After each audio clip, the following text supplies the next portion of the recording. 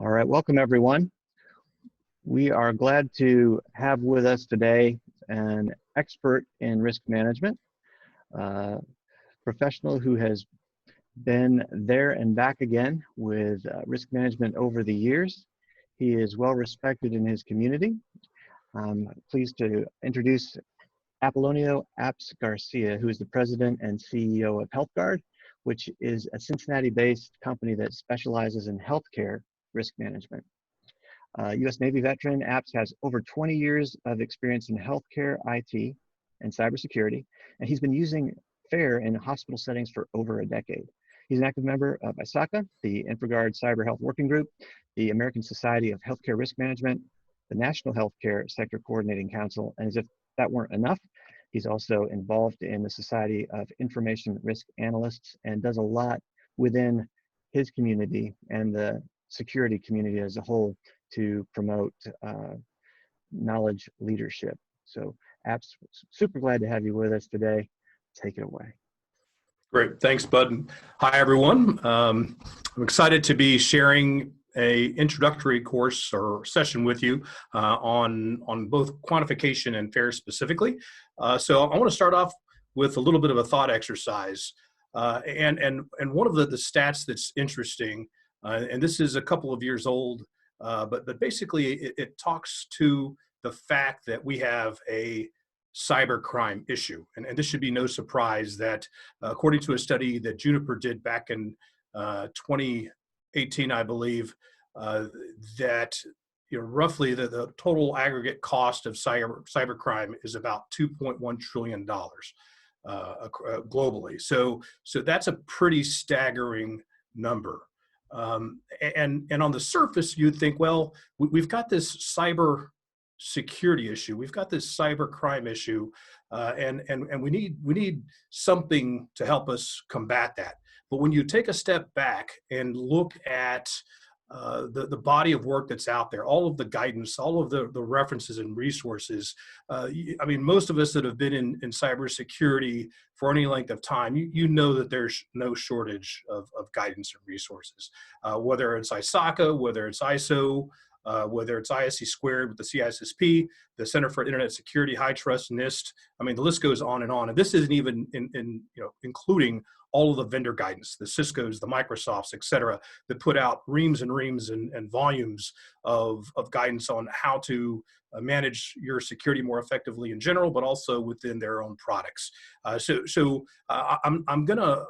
would posit that there's not a dearth of information in terms of what we need for cybersecurity, for effective cybersecurity, and specifically how to protect our organizations. The other interesting thing is that the cyber market is anticipated to be close to a little over $250 billion by 2022.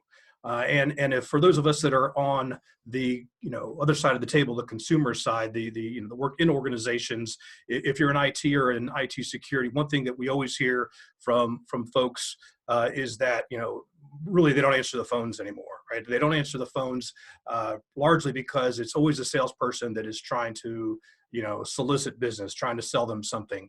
Another way to look at this issue, this send them the voicemail issue, is that the fact that those folks have solutions, right? Those folks have something that they think will help you solve your cybersecurity problem, right? So when you take a step back and again look at it holistically, there's not a shortage of guidance in terms of what we need to be doing, and there's definitely not a shortage of solutions.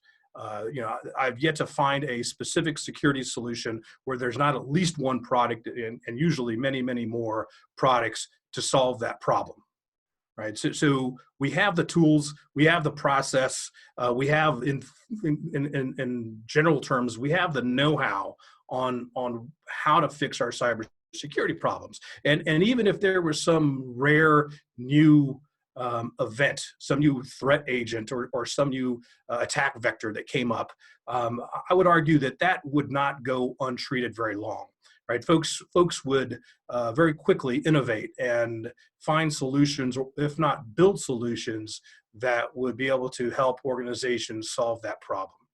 So again, I don't think that we have a lack of technology or solutions to actually solve the problems. And so with that, we joke around and say, Houston, we don't have a technology problem, right? We don't have a lack of technology or lack of solutions out there. And I'm going to look at chat here for a second, just by show of in the chat session, if you could, let me know what you think. Do you think that there is a lack of technology, or do you think that there is technology is the problem in terms of our security? So say yes, say no, say unsure, just show of hands, so to speak. So we've got Danielle said no, Kevin said no. Yeah, so we're in violent agreement there. So what is it then? Apps, right? If we don't have a technology problem, if we don't have a guidance and resource problem, then what is it? I'm going to argue that we have a risk communication and risk decision making problem, right? That we struggle with communicating risk effectively to the decision makers, to the stakeholders that either sign the checks or that need to get behind an initiative for us to effectively change policy or change our culture as it relates to how we manage risk and how we manage security. So kind of continuing this thought process, let's look at this simple question. What if we measured everything like we measured cyber risk? Right. So, how do we measure cyber risk? So let's look at a couple of examples. Let's pretend that it's summertime and we're not in a pandemic lockdown and we're actually able to go on vacations. Let's pretend that we are heading to Wally World. We're gonna load up the family truckster. We're gonna load up the dog and Aunt Edna and the kids, and we're gonna jump in a family truckster and head to Wally World. What are some of the questions you would want to ask before you embarked on this journey? So go ahead and show me in chat. Tell me in chat. What are some of the questions you might want to ask? Yeah, Chad, it's the Wagon Queen family truckster.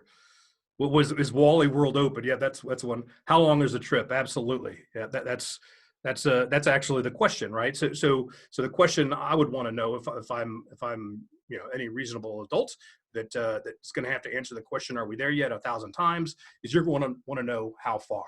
So when we're dealing with distances and we're dealing with family vacations, we use measurement, right? We use a distance of it's either going to be so many hours, it's going to be so many days, or it's going to be so many miles.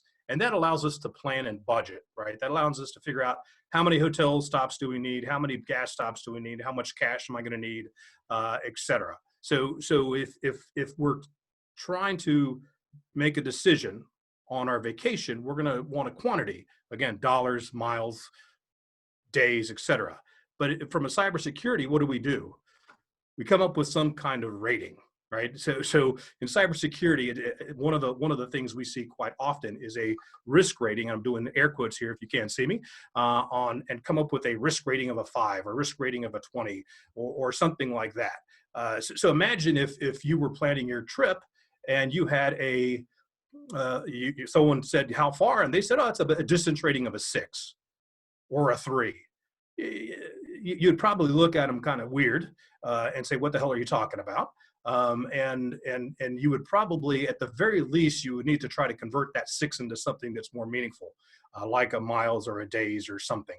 But we use this rating system and something we're going to get into in a few minutes called an ordinal scale all the time in security. And I'm going to argue that it's not the best way to communicate something like this kind of measurement.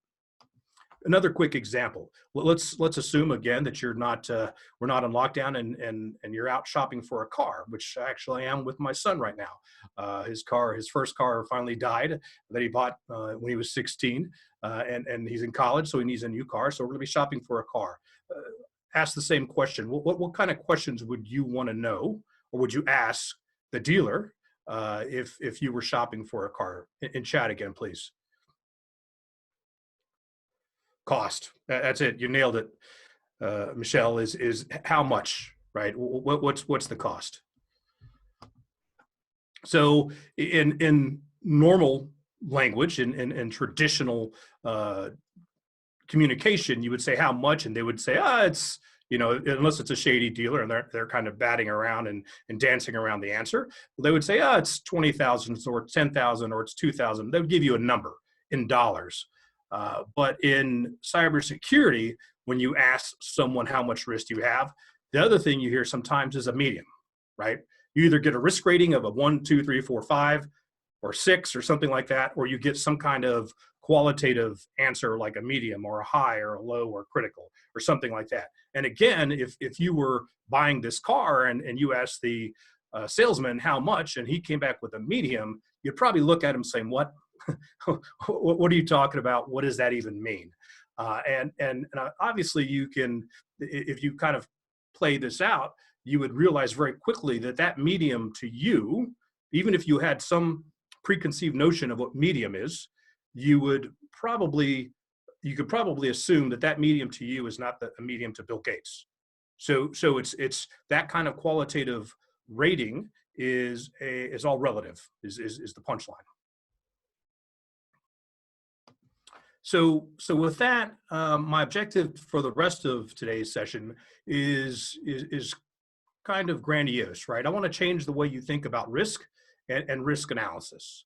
So before I get into that, let me ask folks, how much experience do you have with quantitative analysis and/or FAIR? If you can respond in chat.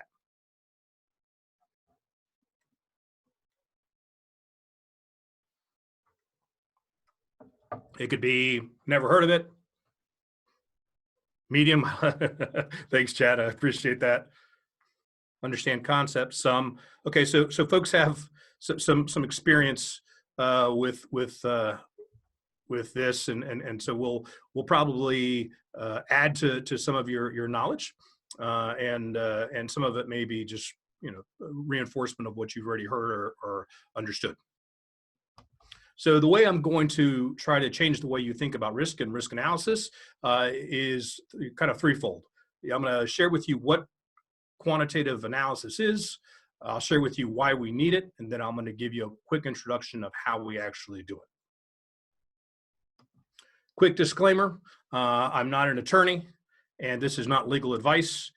Before you are to take any of this as legal advice, first of all, please don't. And please consult with any internal or external counsel before you make any decisions based on that.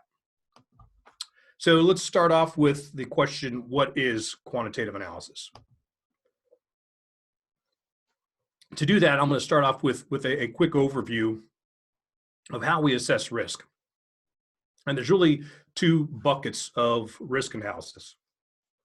The first one is the use of mental models. And mental models are simply those things that we use without actually thinking too hard about them. In most cases, they're actually subconscious, and they're how we evaluate judgments and decisions. So for instance, if you think about driving 100 miles an hour in heavy traffic, or if you think about jumping in shark-infested waters, you don't actually have to calculate the risk, right? You don't actually sit down and pull out a spreadsheet or some kind of analytical tool and model that and say, well, I've got a 2.7% probability of being bitten, and if that happens, then I've got some probability of being eaten and dying and losing my leg or whatever, right? You don't go through those calculations. You have a preconceived notion that we call intuition sometimes, that is dangerous and that you may have some adverse event happen, right? You may have some negative event. So we use those mental models all the time. We use them hundreds of times a day to make all sorts of decisions and judgments. The other type of model that we use is called an analytical model. And this is typically what most folks are used to seeing when it comes to formal risk analysis of any sort. And the analytical models come in three basic flavors. And this is the models that are referred to in NIST, specifically NIST 830, their guide for conducting risk assessments. And the first one is something we're all pretty used to seeing, is qualitative models. And in this case, this is a risk matrix, also known as a heat map, where we model impact and likelihood on qualitative scales, the high, medium, low, as I was mentioning earlier, and basically we cross-reference those. You know, a high times a high is a critical, or a high times a medium is a high. But basically, it gives us, you know, in theory, it gives us some way to estimate the two components of risk, which are really the impact of an event happening and what's the likelihood or probability of it happening. So this is the qualitative method. Then there is something we call semi-quantitative, and I actually refer to this as pseudo-quantitative, and I'll explain to you why in a few minutes. But the idea here is that we are, in this case, this is the OWASP risk analysis methodology. For those of you that are into software security, you're I'm sure very familiar with OWASP and all the great work they do. But in this case, this is their risk analysis methodology, where they take the couple of factors for the likelihood side of the equation, which is threat agent factors and vulnerability factors, and they look at various sub-factors of skill level, motive, opportunity, size, etc. And they start to assign numbers, right? And the theory here is that the numbers represent quantities, and those quantities are in some way, shape, or form able to translate into a risk rating that we're able to use for decision making and et cetera. So in this case, we have the threat agent factors, we have vulnerability factors. They multiply those together and come up with this likelihood scale of 4.375, and that is based on some predetermined ranking system. That's a quote unquote a medium. So they're taking this semi-quantitative scale and turning it into a qualitative rating of a medium. Now, the interesting thing here is this looks like it's fairly rigorous, right? They're taking in more than just a single factor like this, the qualitative, saying impact is a high and likelihood is a high. So that's pretty simplistic. This looks more rigorous. So it gives you the illusion that it's more meaningful. And then they could do basically the same thing down here in the bottom section to calculate impact, which is, you know, technical impact and business impact, looking at the reputation and financial noncompliance, privacy violation, and then they come up with this risk rating of a 20.781. Right. So a couple of things about this. If you're thinking back to the examples, the kind of humorous examples I gave you on the Wally World trip, what does a 20.781 mean? What does that mean?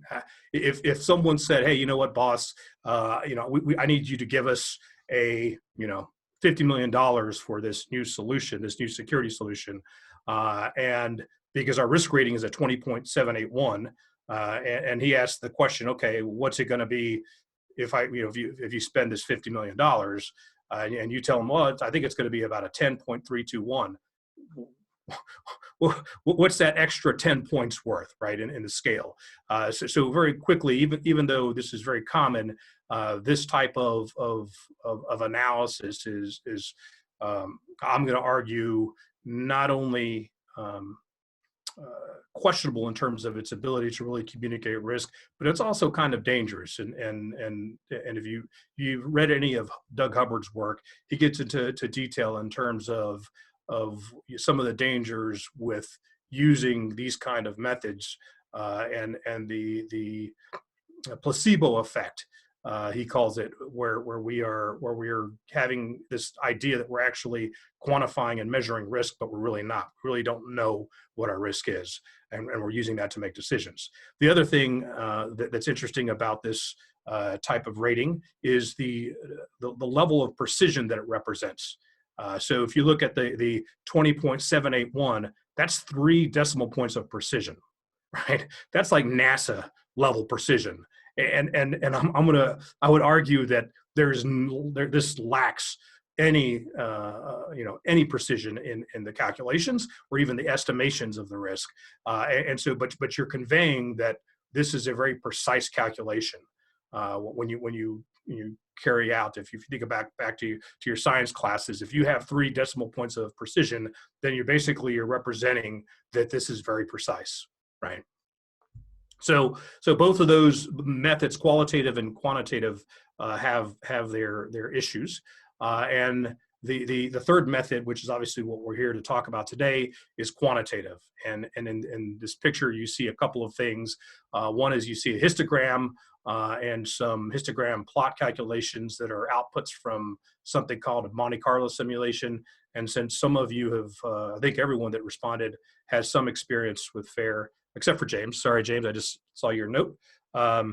That basically you have this is the output of the model. This is the output of the calculation. And we're not going to get into this part of it, but I just wanted to give you a quick visualization of what it is.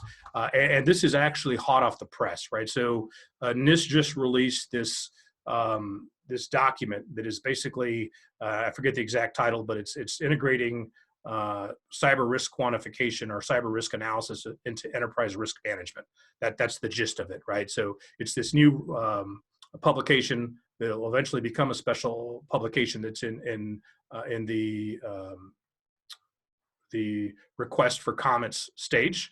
And in it, they actually do a pretty good job of, for the first time, NIST does a good job of really exploring some of the methods around quantitative analysis, but just kind of scratching the surface. But quickly looking at their definition, which I think is pretty reasonable: quantitative analysis where numerical values are assigned to both impact and likelihood. These values are based on statistical probabilities and monetized valuation of loss and gain. So the key thing there is statistical probabilities, right? That's one of the key phrases there, that it's probabilistic. The quality of the analysis depends on the accuracy of the assigned values and the validity of the statistical models used. Consequently, may be expressed in terms such as financial, technical, or human impact.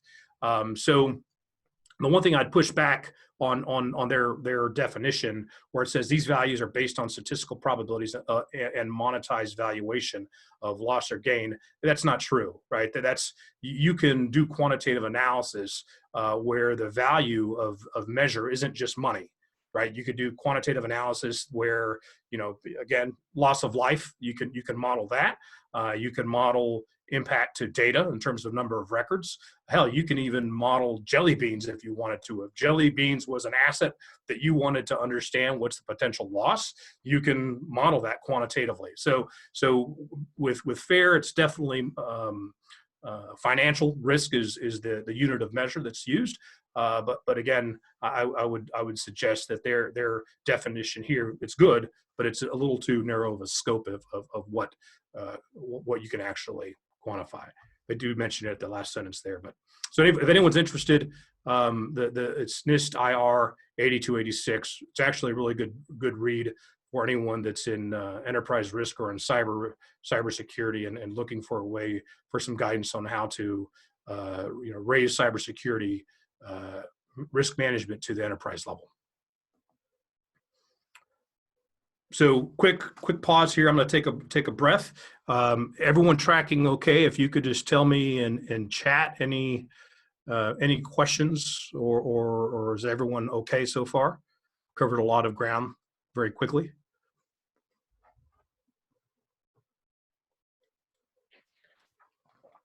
This has been good information, Apps.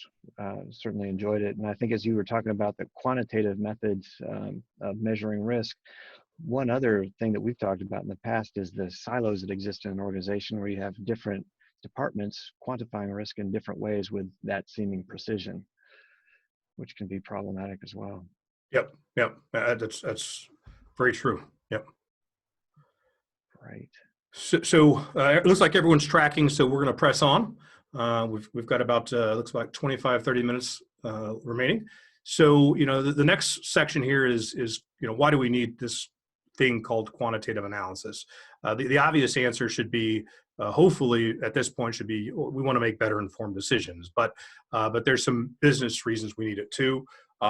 There was a report that was released by Osterman Research. I think it was 2016, 2017 timeframe.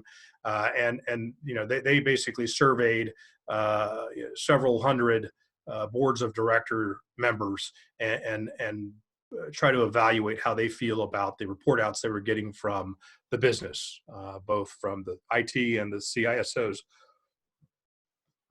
So basically, what they found, that what they wanted, what the board members wanted, was they wanted reports with understandable language. Right. So if most, board members come from business backgrounds, they come from some, depending on the type of organization, whether it's a nonprofit, whether it's a for-profit, the size, et cetera, not very often. It's becoming more commonplace, but not very often are you going to have a board member or board that are cyber experts, right? That if you told them that there was a day zero vulnerability on, Microsoft, blah, blah, blah, they're going to understand what that is and the significance of it, right? So this is actually on the screen here is a excerpt. I took it from a report that one of the big few consulting companies had included in one of our clients' board presentations. This is an actual screenshot from the report. And if you're looking at this is extremely technical. I mean, this is obviously it's a Qualys vulnerability report with, obviously some, nice pie charts and other stuff. But if I'm an executive, forget a board member, if I'm a CEO or CFO or et cetera, how am I supposed to interpret this? Obviously your eye is drawn to red, and red is bad, green is good. But and maybe you have some severity, but in general, this is just short of gibberish to them, right? It's Greek. That's probably a better word. It's Greek. So very few executives will be able to understand what this means. So their first request from the Osterman study was they want reports with better understandable language. The other thing that they asked for is progress that has been being made to address cyber risk, right? So they're basically saying, hey, we want to see that we're trending in the right direction, that things are improving, and in general that it's reducing our risk by some measurable amount. And the third thing they asked for is quantitative information about cyber risk. So they actually called that out. They said, we want better measurable information. Again, this is a few years old, and if you're on this session and in this call, you probably over in the last year or two have seen more and more information about quantitative risk analysis. I mentioned NIST earlier. Recently, just in the last couple of weeks, HHS, the Department of Health and Human Services, who are the folks that oversee HIPAA and HIPAA security, HIPAA privacy, compliance, and basically regulate healthcare in this country, they actually just released a bulletin on how to do quantitative analysis in healthcare, which is, I've been doing this for a long time, for a better part of a decade. And, I'm very pleased, to say the least, that the federal government is really finally coming on board with pushing for more quantitative methods for assessing and communicating risk, especially specifically cyber risk. So this was again the third thing that boards had asked for is quantitative information about cyber risk. So when you're thinking about why should you care? Besides, if you're thinking about the fact that you're going to have to potentially invest some time in learning a new method or a new approach to how you analyze risk, that there is good business justification on why you should make that investment. If nothing else, you're building your own resume. It is also something that is of value to your organizations, even if they're not outright calling for it right now. Right. And we're starting to see that change more and more. So the old business adage, you can't manage what you can't measure. If you're going to try to manage risk, theoretically, you should be able to measure risk, and you should be able to measure risk in quantitative terms, right? That's the idea of a measurement. Saying something is a medium, while arguably, you can say that that is a form of measurement, it's not a very good form of measurement when it comes to something like risk. So I love this picture. I actually stole this from a couple of other people. This idea of how we calculate risk, and sometimes there's some pretty dramatic failures. We're going to talk about a couple of them here next. The first one is folks using bad models, right? And if anyone saw was it Zoolander, the movie? That slide always cracks me up. Sorry. I'll remind you of the quote that's well worn these days from Mr. George Box, the economist. He reminds us that essentially all models are wrong, but some are useful. And even the models that we're going to be talking about today, it's important that we understand the limitations, or what we call the boundary conditions, right? What are the applications of any model? That's even if you have the best, most sophisticated PhDs working on the models on Wall Street, whatever, those models are limited, right? And invariably they're going to be flawed. There's going to be some issues in terms of either the assumptions or the relationships between the variables and the factors. But that doesn't mean that you should never use a model, right? That just means it's important that if you're going to use the output, the information from a model, you need to understand how that information was constructed. So a quick primer on types of models. There's two basic forms of model. One is a deterministic model, and the other is a stochastic model. Now, when we're looking at the type of risk ratings that we were looking at earlier with the qualitative and the semi-quantitative, those use a single variable for the calculations, meaning there is a likelihood of a 5 and a impact of a 4. Those single numbers, the 5 and the 4, are single value variables, right? So there's no uncertainty what that 5 is and a 4 is, and you're multiplying together to come up with a 20. That is a example of a deterministic model. A stochastic model, on the other hand, basically there's a lot of uncertainty. It allows you to calculate and express uncertainty because it actually uses ranges, right? So instead of saying our using that example I was using a second ago of the likelihood, instead of it being a 4, it would be it's a 2 to a 4, or the impact is a 1 to a 5. Right, and that range is basically expressing the uncertainty, because are you really sure that the impact is going to be at exactly a 4? So you see stochastic modeling in things where there's a lot of variability, a lot of uncertainty. One of the examples I give in the classes we teach is if you were trying to estimate what the Standard & Poor is going to be tomorrow, right? What's the Dow Jones index, right? What's that going to be? Well, if you think about it, if you start to deconstruct that question, you realize that there's dozens and hundreds of stocks in the Dow Jones, and each one of those stocks could go up, go down, or stay the same. So you would have to develop a model that were to calculate the variability in each stock, either going up or down or staying the same.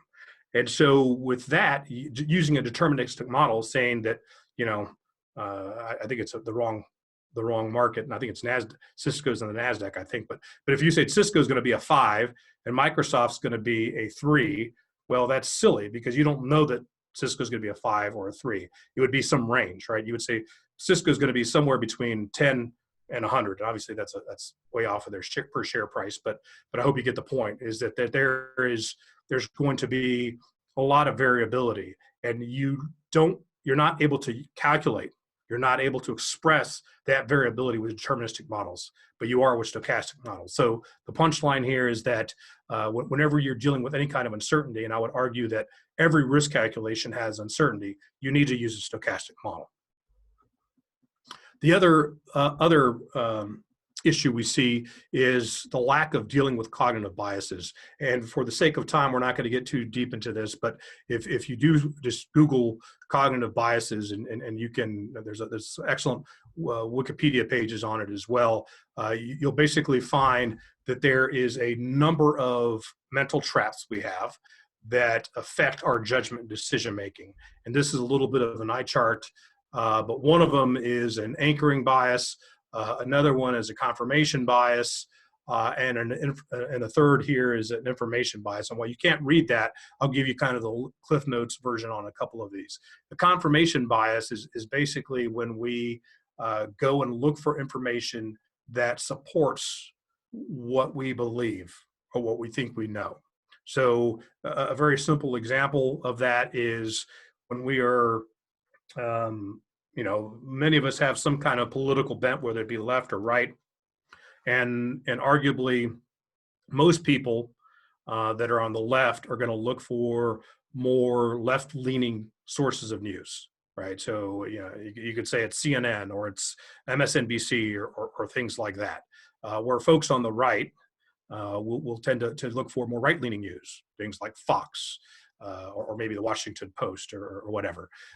So the idea is that we look for information that confirms what we think we know, and when we're dealing with risk and we're dealing with estimating probabilities, that can be very dangerous because we tend to narrow the scope, and we tend to ignore information that doesn't fit whatever narrative that we want to portray, right? So that's where we tend to get blinders on. And we sometimes call these events that we didn't see coming black swans. Well, it wasn't necessarily because we didn't know that they existed or someone didn't know they existed. It's just we ignored the information that indicated they existed. And you don't have to look much further than the current pandemic. This is not, the pandemic, the fact that we're having a pandemic issue right now is not a black swan. Some people are calling it a black swan, but it's not. People have been talking about it. Hell, Bill Gates is just in the Wall Street Journal either today or yesterday, he was saying that he feels bad because he was warning on a world stage that, hey, we're going to have some kind of health crisis like this, and he was talking about this several years ago. And again, this isn't new. So there's all these cognitive biases that affect our judgment decision making, and when we're dealing with things like estimating probabilities, that these cognitive biases have a real effect, and they need to be addressed. Right? We can't ignore them, and when we actually train people on how to address this, both folks that are analysts but also executives on how to deal with the cognitive biases for decision making. And I think the final issue that I'm going to talk to very quickly is this idea of doing math with ordinal scales. And the example I'll give you here is this Olympic race where the fastest man in the world, Usain Bolt, is coming in first, and then he has a countryman that's coming in second, and then it looks like there's Americans in third, fourth, and fifth. Now, when we're looking at this kind of scenario, it's very easy to see that, hey, we've got a first place, a second place, a third place, a fourth place. And just by saying this guy's in first, this guy's in second, that is just order. That's just giving you the relationship between one runner and the second and the third and the fourth, right? You can tell the relationship between them and what order they came in. It's not telling you what their total time was and how much faster one runner was to the next, right? Just giving you an order. That's called an ordinal scale. And when you think back to the semi-quantitative methods, those risk ratings are ordinal scales, right? So you're saying that this risk, this is a 2, and that is less than a 3. How much less? I don't know. It's just less. And that 3 is less than a 4. And that 4 is less than a 5. right? So it's just giving you some kind of order ranking. One of the things you can't do with those types of ordinal scales, well, they're valuable, but you can't do math with them, the type of math we're used to. You can't take a 4 and multiply it times a 5. You would never say a first place runner is equal to a second and a third, or a first place Usain Bolt's first place medal, number being number 1, times a second place equals a third place, right? You just can't do that with that kind of math. But we do it all the time when we're doing risk computation with ordinal scales. And so if there's nothing else that you walk away with today, I would ask that the next time you see one of those, a risk matrix or a risk calculation that is using the ordinal scales, that you, at the very least, you question it, right? Well, what is this actually telling me? And is this calculation of risk valid, or is it just gibberish? Because I'm going to argue in most cases, it's gibberish. It's like saying puppy dogs times rocket ships equals sunflower seeds. It's gibberish.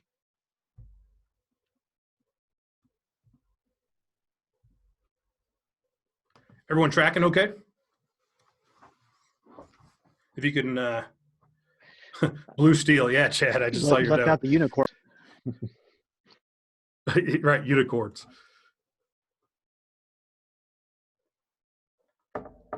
So James is still good? Chad, Danielle, Kevin, are you guys still good? Good.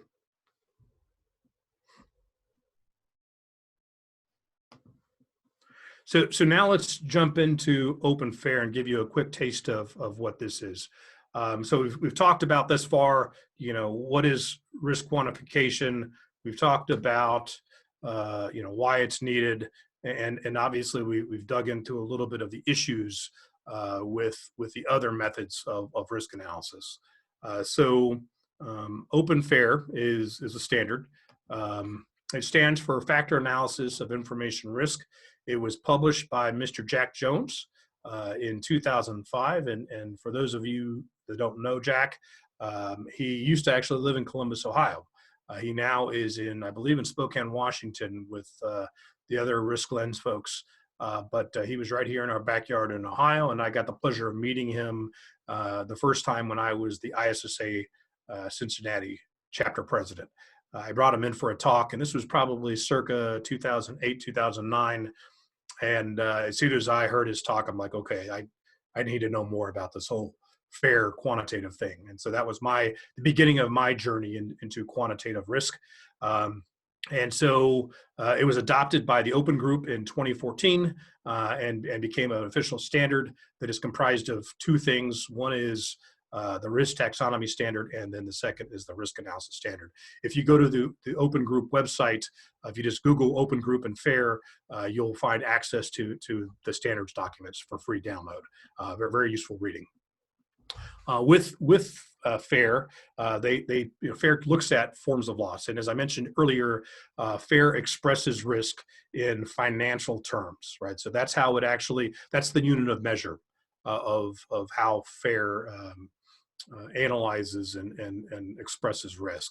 And within the forms of loss, you see here on the screen here, there's these 6 forms of loss. Productivity, which is basically your ability to make your widgets, whatever your widgets are for your organization. Response, that includes everything from IT to legal, et cetera. Replacement costs, so that's the replacement of whatever asset is that is damaged or stolen. And then fines and judgments, which is, as the name implies, it's the issues related to incurring penalties, both regulatory and contractual. Competitive advantage. So for folks in healthcare, for hospitals, we don't see a lot of that per se. Typically it's related to intellectual property, but it could be anything where you lose competitive advantage. And then finally, reputational hit. So this could be you take a reputational hit and you know basically people quit shopping at your store, or people quit buying your widgets. It could also be some calculation that relates to your cost of capital, right? So if you're you take a reputational hit and suddenly your cost of capital goes up, or your credit rating goes down, and we've actually seen that a couple of times. I believe, don't quote me on this, but I believe Equifax had a downgrading of their credit rating. And if it wasn't Equifax, it was someone else. So let me, I'm gonna retract that statement, and let me research and confirm who it was. But there was a firm like that had a major breach where they actually had either their Moody's or other rating downgraded. So these are the forms of loss within FAIR. And now kind of looking at the FAIR ontology, or the model, it's kind of a simpler word for it, is the model for risk. We're really talking about, when we're talking about risk, we're talking about the probable frequency and probable magnitude of loss. So this is basically, how likely is something bad going to happen, or how often is it going to happen? And when it does, how bad is it going to be? Right. That's the other definition. And the thing to keep in mind here with this definition is the use of probable, right? That the idea that with risk is that there should be some expression of probability, which is the cousin of uncertainty, right? I mean, that they go hand in hand. You can't and you shouldn't be discussing risk without having the notion of uncertainty at the forefront of your mind. So on the model itself, on the left-hand side is you have loss event frequency, and that is, we're just going to kind of breeze through this pretty quickly, but just give you a taste that you have loss event frequency, which is comprised of both threat event frequency and vulnerability. Those can be further divided down to contact frequency and probability of action for threat event frequency, and then for vulnerability, we have threat capability and resistive strength, right? So this is the kind of high level model for FAIR. Excuse me. Then with loss magnitude, we have two parts to the calculation of loss magnitude. One is the primary loss factors, which are basically the primary loss.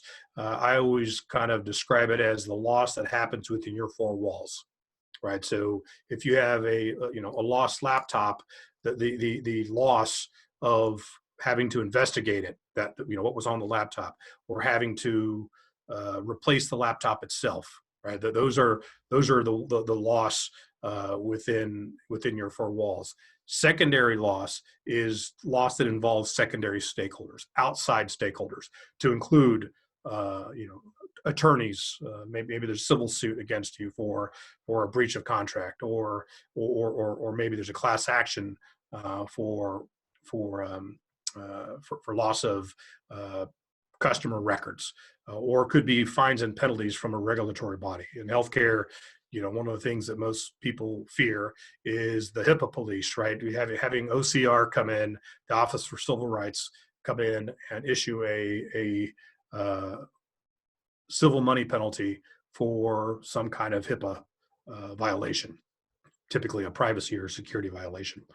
So the idea behind loss magnitude is that we have the two branches, and they're it's not a linear relationship, right? Every time you have a primary loss doesn't mean you're going to have a secondary loss. And this is one of the things I like about FAIR, the model, is that it allows you to separate and draw a relationship between what percentage of times when you have a primary loss event.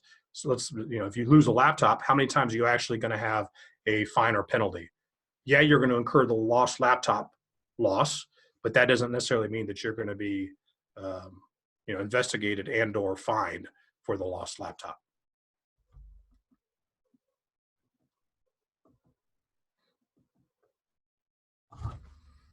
So is everyone okay with the model so far?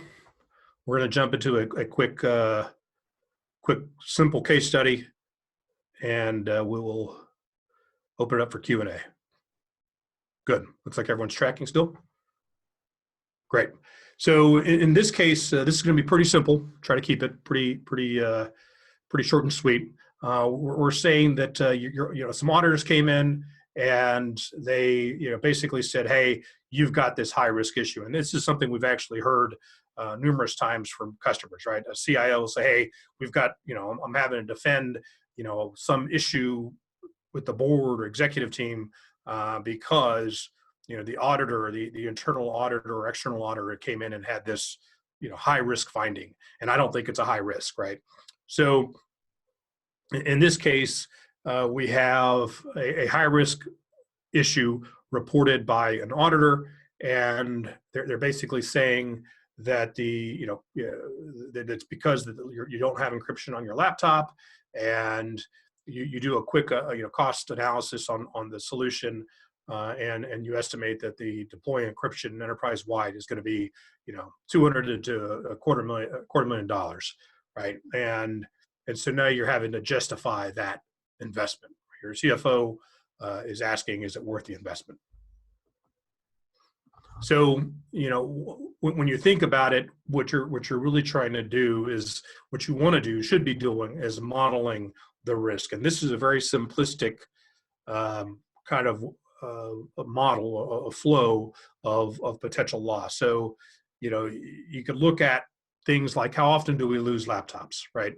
And maybe you go to your IT department and say, hey, Bob, you manage asset inventory. How often do we lose a laptop? And Bob says once every 2 years or so on average. And then you ask your DLP guys, hey, how much data, how much potential credit card information or patient information or customer information is on the laptop itself. And he said, well, there's a 50% probability, a 50-50 chance that we could have between 0 and 100,000 records. And then if that happens, what's the probability that you're going to be investigated? And then what's the probability that you're going to be fined? And then what's the size of the fine? Right. So you can see here on the left-hand side, we're estimating a probability of investigation, and then estimating the probability of both the fine and the fine amount. So these are numbers, right? And while in some cases, most people, when they're first getting exposed to this kind of analysis, you're saying, well, we don't know. Well, you probably have more information than you think, and there's also probably some proxy information, some industry data you can gather through looking at Privacy Rights Clearinghouse, or looking at breach reports from OCR, et cetera, other sources, and come up with a range of, okay, here's what the potential range is for a fine or penalty, depending on the industry. And then finally, on the right-hand side, you see legal action. What's the probability of having a class action, and then what's the probability of having a judgment or settlement, and what's the size of that judgment or settlement. So now we're starting to assign real values to these ranges. And then from a FAIR standpoint, what we do is we take those and we put them into the model. So on the left-hand side of the FAIR model, the FAIR ontology, we're plugging in numbers for loss event frequency. And here you see, really we're looking for 3 primary data points. We're looking at what's the minimum with 95% confidence, what's the most likely, and then what's the maximum, again, with 95% confidence. So in this case, we're putting in that range of 0 to 5 with the most likely of 1. We're saying, we expect to lose about 1 a year. Same thing on the loss side. So on the primary loss side, we're looking at what's the replacement cost. In this case, we're saying that the cost of a laptop ranges from $1,200 to $2,500. And in this case, we're also assuming, and you would document these assumptions, that, hey, this number, this replacement cost number, represents the cost of an actual laptop. And so you would put in that range. The same thing with the response cost. So in the response cost, in this example, we're assuming that, that there's going to be some internal investigation. You may have to bring in a forensics analyst, and in some cases, you may need to bring in, depending on the size of the issue, you may have additional cost with bringing in experts like Mandiant or someone like that. And then finally, you do the same thing on the secondary loss. Again, the external stakeholders, and we are plugging in both, assuming here that there's some kind of legal response costs dealing with regulators and potential defending against a class action, and then also potential fines and judgments. So you're plugging in those values, and then you hit run on the model. This is an old version, as I think I mentioned before we started this presentation. This is a fairly dated deck, but this is an old version of the original Fairlight tool that Jack Jones had issued. We have different tools that we use now, and there's actually free tools that you can download from the Open Group's website that's much better than this. But in any case, you plug in the values in the spreadsheet and you hit analyze, and it gives you basically this visualization as a histogram that allows you to see probabilistically. You can see the cumulative distribution on the right, that, hey, there's roughly a 90% chance that we're going to have less than $690,000 in loss, and that there's roughly a 50% chance that we're going to have less than $250,000 in loss. That's how you kind of read this chart. And this is the actual tabular view of that same output from that tool. Again, not the best anymore, but still pretty useful. You can see what the cumulative annualized loss exposure is for each one of these, both the min, max, as well as the average, right? So the minimum loss, expected loss is 13,000, maximum is 4.5, and the average is 300,000.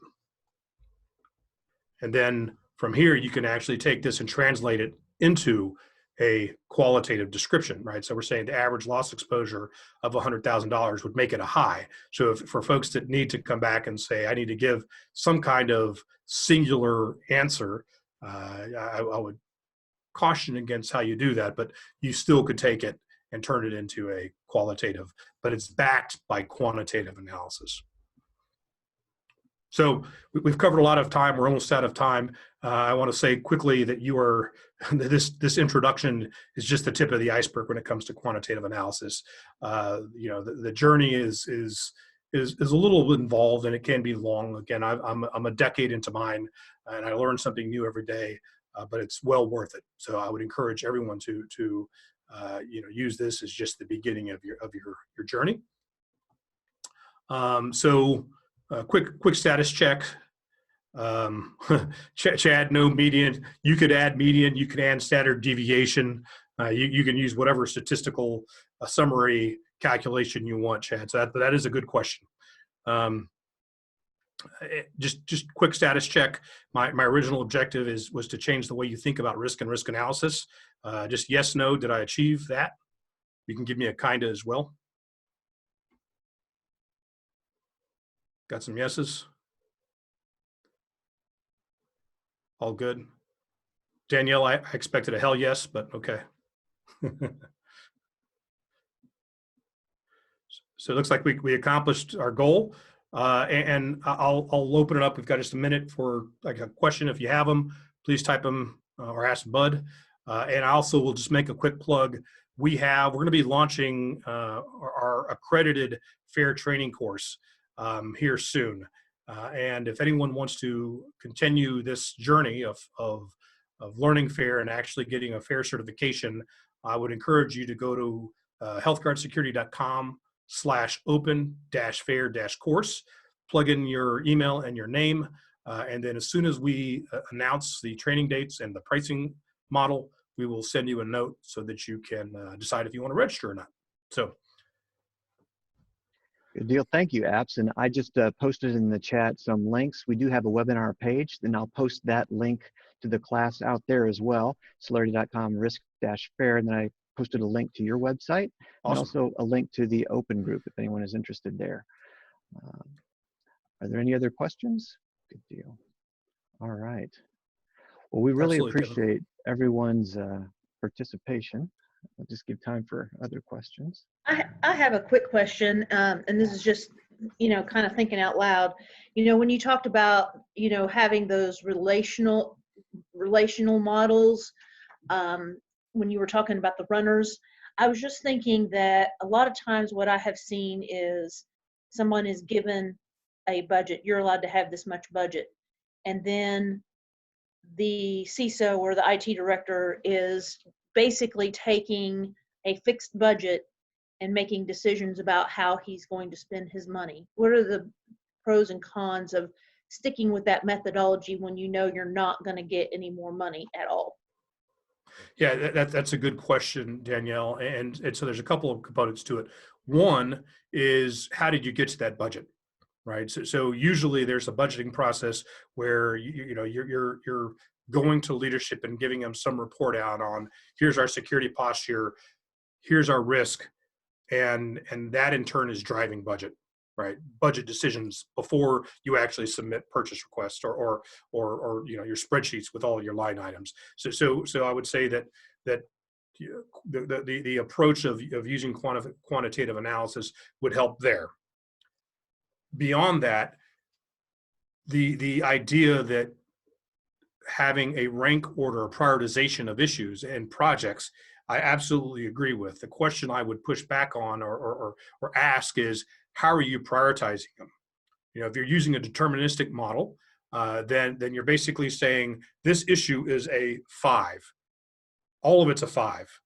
Where if you recall back here, that there's a lot of range here, right? Is the 5 the average? Is it the max, or is it the minimum?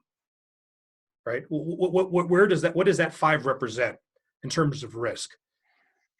Right. So that type of model, and I definitely agree with and appreciate the need to prioritize, but I would question the way you got to that number. Is it really valid?